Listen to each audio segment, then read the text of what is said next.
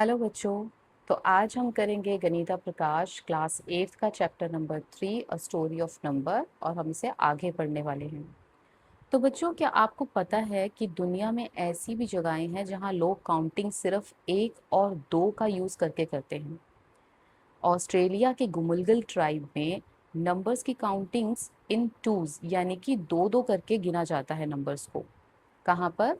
Australia के गुमुलगल tribes. ये लोग 1 को उरैपन और 2 को उकासर बोलते हैं। सिर्फ इन 2 नंबर्स के ही नाम हैं, और अगर इन्हें 3 बोलना होता है तो ये उकासर उरापन बोलते हैं। 4 बोलना होता है तो 2 के नाम को 2 बार रिपीट कर देते हैं, उकासर उकासर बोल देते हैं। और अगर इन्हें 6 से बड़ा नंबर बोलना होता है तो वो सीधा बोल देते हैं रैस, जिसका मतलब होता है बहुत सारे। हिस्ट्री में एक बहुत ही हैरान करने वाली बात हुई है। दुनिया के अलग अलग कोनों में से रहने वाले लोग जो कभी एक दूसरे से मिले भी नहीं थे, उन्होंने लगभग एक जैसे नंबर सिस्टम बना लिए। इसका जवाब ये है कि हिस्टोरियंस का मानना है कि शायद उनके एंसेस्टर एक ही रहे हों, जिन्होंने ये तरीका सीखा और बाद में अलग अलग जगहों पर रहने लगे। बात करते हैं गुमुलगल नाम के एक एंशियंट ट्राइब की। इनके पास केवल 6 तक के ही नंबर्स के नाम थे, लेकिन फिर भी ये बड़ी बड़ी संख्याएं गिन लेते थे। कैसे? ये दो दो के ग्रुप बनाकर गिनते थे। यहीं से ग्रुपिंग की शुरुआत हुई। लोग एक फिक्स नंबर का ग्रुप बनाते हैं और उसे एक खास नाम या सिंबल दे देते हैं। हिस्ट्री में लोग 2 के, 5 के, 10 के या 20 के ग्रुप का सबसे ज्यादा यूज करते हैं। इसका सबसे अच्छा एग्जाम्पल है रोमन सिस्टम, जहां 5 5 के ग्रुप्स बनाकर गिना जाता है। बच्चों, इस पिंक बॉक्स में बुक आपको समझाती है कि किसी भी फिक्स ग्रुप साइज में काउंटिंग करना और उस ग्रुप की हेल्प से नंबर को रिप्रेजेंट करना नंबर सिस्टम का डेवलपमेंट, यानी कि एक बहुत ही इम्पॉर्टेंट आइडिया जन्म लेता है। फिक्स ग्रुप में काउंटिंग करने से काउंटिंग आसान, तेज और सही हो जाती है। इसी आइडिया की वजह से बड़े नंबर को रिप्रेजेंट करने के लिए अच्छे नंबर सिस्टम डेवलप हुए। बच्चों, बुक यहाँ पर आपको एक एक्टिविटी दे रही है। आपने इन बॉक्सेस को देखकर तुरंत बताना है कि इसके अंदर कितने ऑब्जेक्ट हैं। तो आपने देखा होगा कि जिसके अंदर 5 से कम ऑब्जेक्ट हैं वो आपने देखते जट काउंट कर लिए होंगे, लेकिन जिसके अंदर 5 से ज़्यादा ऑब्जेक्ट हैं उसके लिए आपको काउंटिंग की ज़रूरत पड़ी होगी। इसका कारण क्या है? ऐसा इसलिए हुआ क्योंकि हम इंसानों को देखने के लिए एक लिमिट होती है, जिसे हम बोलते हैं लिमिट ऑफ परसेप्शन। कहते हैं हम एक नज़र में 5 या उससे ज़्यादा चीज़ें को बिना गिने नहीं पहचान सकते। और इसी कमज़ोरी को ख़त्म करने के लिए लोगों ने टेलीमार्क बनाना शुरू किया। उन्होंने सोचा कि 5 काउंटिंग पर हम एक नया सिंबल बना देते हैं। इससे बड़े नंबर को भी बस 5 5 के ग्रुप में देखा जा सकता है। अच्छा बच्चों, सोचो अगर हमें 5 5 के ग्रुप में काउंटिंग करनी हो और हमें 1345 लिखना है, तो 5 का सिंबल हम कम से कम 269 बार लिखेंगे। ये बहुत ही लंबा और मुश्किल काम है, इसलिए बड़े नंबर के लिए एक बेहतर सिस्टम चाहिए था, जैसे कि रोमन न्यूमेरल्स। रोमन न्यूमेरल में हमारे पास कुछ इस तरीके के सिंबल्स हैं, जैसे 1 को हम ऐसे लिखते हैं, 5 को हम इस तरीके से वी लिखते हैं और 10 को हम एक्स लिखते हैं। इस तरह के सिंबल दिए हुए हैं। किसी भी नंबर को लिखने के लिए हमें सबसे पहले 10 10 के ग्रुप्स बनाने होते हैं, फिर उससे छोटे नंबर के ग्रुप बनाने होते हैं, फिर 1 1 के ग्रुप बनाने होते हैं। जैसे जैसे नंबर बड़े होते हैं, रोमन नए सिंबल्स यूज करते हैं ताकि बार बार रिपीट ना करना पड़े। इन्हें हम लैंडमार्क नंबर कहते हैं। ये देखिए, 1 के लिए ये सिंबल है, 5 के लिए ये, 10 के लिए 50, 100, 500। जिस तरह से नंबर बड़े होते जा रहे हैं तो उन्होंने नंबर नए नए सिंबल्स यूज किए ताकि बार बार हमें नंबर को, फॉर एग्जाम्पल हमें 50 लिखना है तो हम 10 को यानी कि एक्स को 5 टाइम्स रिपीट ना करें। अब देखिए, इसको सॉल्व करते हैं। ये हमारा है 2999। तो देखिए 2999। 2000 को हम कैसे लिखेंगे बेटा? 2 बार हमें m लिखना होगा, 1000 प्लस 1000 2000। 900 को हम कैसे लिखेंगे? सबसे बड़े वाले नंबर में से हमें छोटा नंबर माइनस करना होगा, यानी कि अगर हम 1000 में से 100 को माइनस कर दें तो हमारा 900 बनता है। अब जब हमें पता है कि जब हमें माइनस करना है तो हम एक बड़े नंबर के लेफ्ट साइड पे लिखते हैं कि हमें क्या माइनस करना है। 1000 में से हमें c माइनस करना है। अगर ऐड करना होता हमें 1000 में 100 तो हम उसके राइट साइड पे लिखते हैं। तो 900 क्या बना? cm। ऐसे 90 क्या होगा? 90 है, 100 में से हम क्या करेंगे?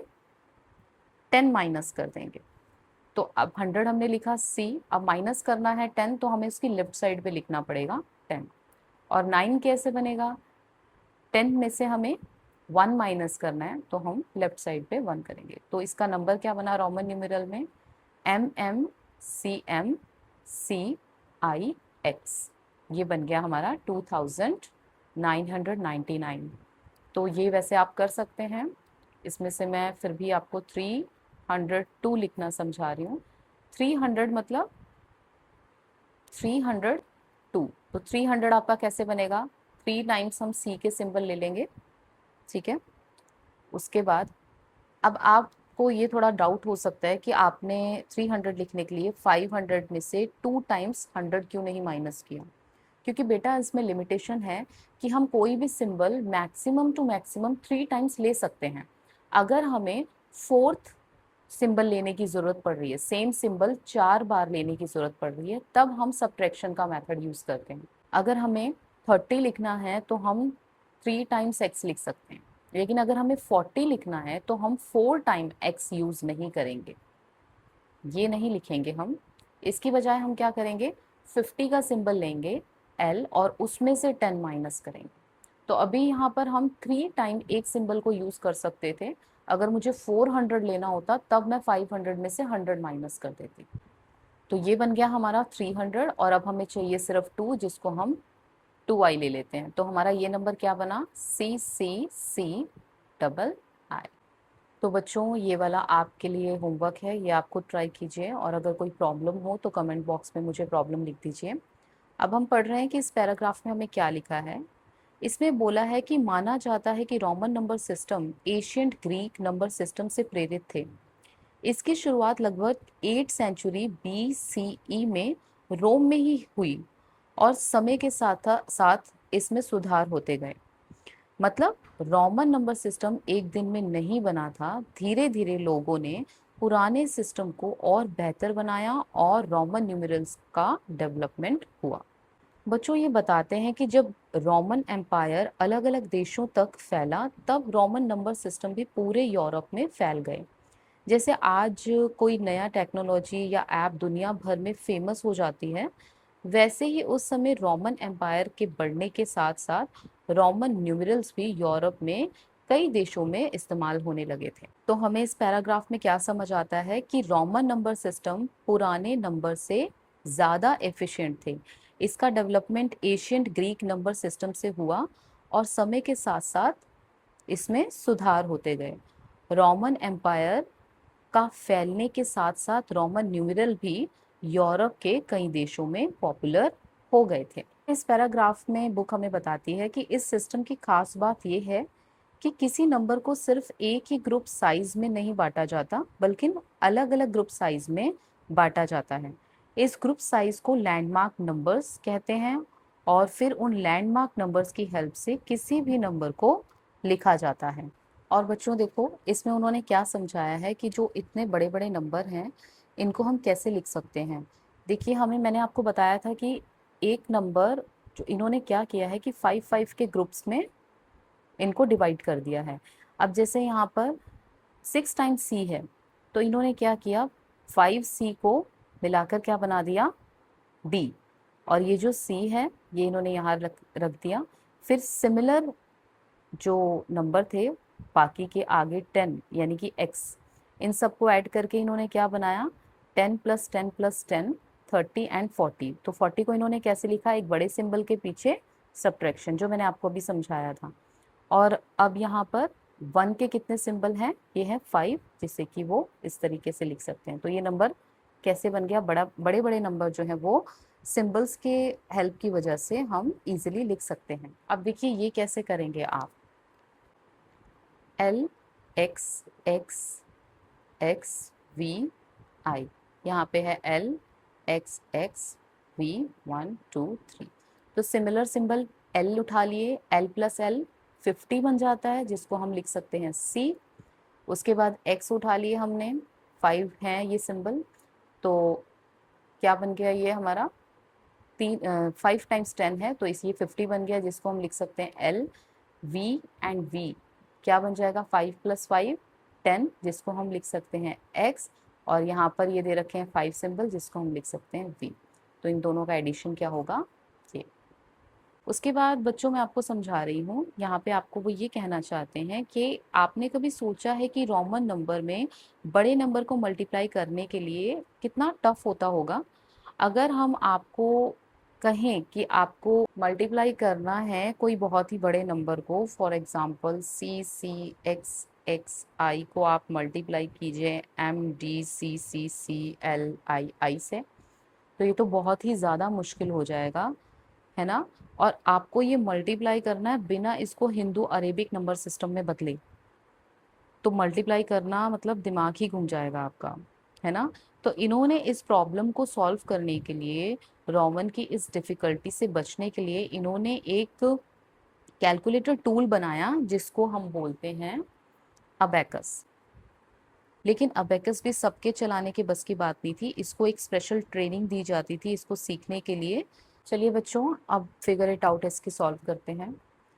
तो ये जो क्वेश्चन है, इसमें वो हमसे ये पूछ रहे हैं कि पैसिफिक ओशियन एक आइलैंड पर रहने वाले कुछ इंडिजीनियस मतलब आदिवासी लोग अलग अलग चीज़ों को गिनते समय अलग अलग नंबर नेम का यूज़ करते हैं।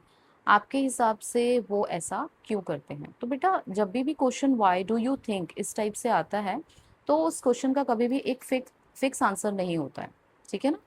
तो हो सकता है कि उनकी हर चीज़ों की इम्पोर्टेंस अलग हो, जैसे मछली गिनते वक्त तरीका कुछ और यूज़ करते हों, और नारियल गिनते समय वो तरीका कुछ और यूज़ करते हों। तो कोई स्पेसिफिक आंसर नहीं होगा, लेकिन अगर मैं आपको ये आंसर देना चाहूँ, तो आप इसमें क्वेश्चन के आंसर को एग्जाम में लिख सकते हैं कि they use different number because different objects were counted in different way, this made counting easier and reduce confusion. ये आंसर जो है वो थोड़ा कॉम्बिनेटेड आंसर हो जाएगा कि हर एक चीज़ की अलग ही वैल्यू होती है, तो डिफरेंट तरीके से ऐड करने से क्या हो जाता था कि काउंटिंग थोड़ी ईजियर हो जाती थी और रिड्यूस हो जाती थी आपकी कंफ्यूजन। अगला क्वेश्चन सॉल्व करते हैं। देखिए बेटा, ये जो ब्रैकेट में है ये एक नंबर है, यहाँ पे ऑपरेशन लगा हुआ है, और ये दूसरा नंबर है। तो किस तरह से वो ऐड करते थे नंबर्स को, उकासर उकासर उकासर उकासर उरापम, यानी कि 2 4 5 6 7 8 एंड 9, ये बन रहा है हमारा 9। और ये बन रहा है उकासर उकासर उकासर और उरापम, यानी कि 6 + 1 7। अब हमें इसको ऐड करना है, तो हम क्या करेंगे, 9 + 7 = 16। तो टू टू के अगर हमें ग्रुप बनाना है, 16 लिखना है, तो कैसे लिखेंगे, 4 टाइम्स हमें उकासर कर 8 टाइम सॉरी 8 टाइम हमें क्या लिखना पड़ेगा, उकासर उकासर, इस तरीके से हमें 8 टाइम लिखना पड़ेगा। तो ये हो गया हमारा एडिशन। सब्ट्रैक्शन में भी सेम, उकासर उकासर उकासर उकासर उरापन, यानी कि 2 4 5 6 7 8 और 9, 2 4 5 6 माइनस करना है हमें इसमें से 6, तो क्या हो जाएगा, इसका आंसर आ जाएगा हमारा 3। और 3 को हम कैसे लिखते हैं, उकासर और उरापन। मल्टीप्लीकेशन देखिए, 2 4 5 6 7 8 एंड 9, तो 9 मल्टीप्लाई उकैसर उकैसर 4, इसको मल्टीप्लाई करेंगे तो क्या आ जाएगा हमारा 36। 36 अगर हम इसको 2 से डिवाइड करें तो हमारे 18 के कितने ग्रुप बन रहे हैं, सॉरी 2 के कितने ग्रुप बन रहे हैं, 18, यानी हमें 18 बार उकासर लिखना होगा। समझ आई आपको। उसके बाद डिवीजन देखिए कैसे करेंगे, ओकासर 2 4 5 6 7 8 9 10 11 12 13 14 15 16। तो 16 को हमें डिवाइड करना है 4 से। 4 से तो हमारा आंसर आया 4। तो इसको हम कैसे लिखेंगे? ओकासर और ओकासर। अब हमारा थर्ड क्वेश्चन है। वो हमसे कह रहे हैं कि हिंदू नंबर सिस्टम की ऐसी कौन सी खास बात है जो इसे रोमन नंबर सिस्टम से ज्यादा एफिशिएंट बनाती है। इसका मतलब कि हिंदू अरेबिक नंबर सिस्टम जो 1 2 3 4 नंबर सिस्टम है वो रोमन न्यूमेरल से बेटर क्यों है। तो इसका आंसर आप कैसे देंगे? क्वेश्चन नंबर थर्ड का आंसर है it uses place value, it has the digit zero. किसमें? हिंदू अरेबिक नंबर में। Larger number can return easily and plus minus multiplication division are easier.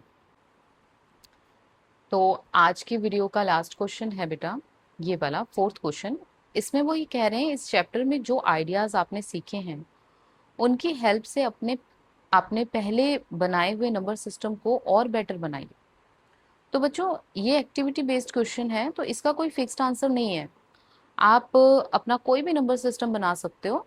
और अगर टीचर ये पूछे कि कैसे लिखना है इसको तो आप लिख सकते हो it will improve my number system by using place value, zero and symbols for large number so that counting and calculation become easier. इसका सिंपल सा मतलब ये है कि जो हमारा पुराना वाला नंबर सिस्टम आपने जो पिछली फिगर इट आउट में बनाया था तो मैं उसमें प्लेस वैल्यू देना शुरू कर दूंगा या जीरो डाल दूंगा और नए सिंबल्स और ऐड करूंगा जिससे कि मेरा नंबर सिस्टम की जो काउंटिंग है उसमें जो कैलकुलेशन है वो और इजियर हो जाएगी। तो बच्चों आज के लिए इतना ही।